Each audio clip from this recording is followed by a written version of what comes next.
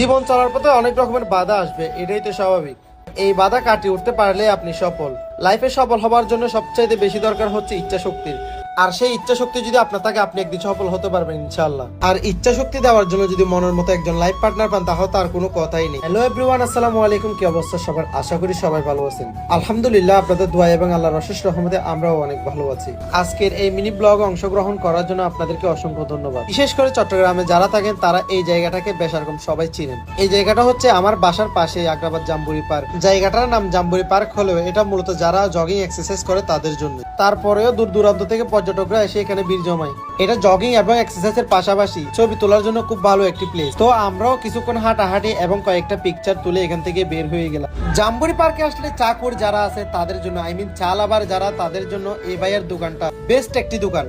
টং দোকানে এত ভালো চা বানায়, আপনারা ট্রাই না করলে কখনোই বুঝবেন না। এখানে মালাই থেকে শুরু করে তান্দুরি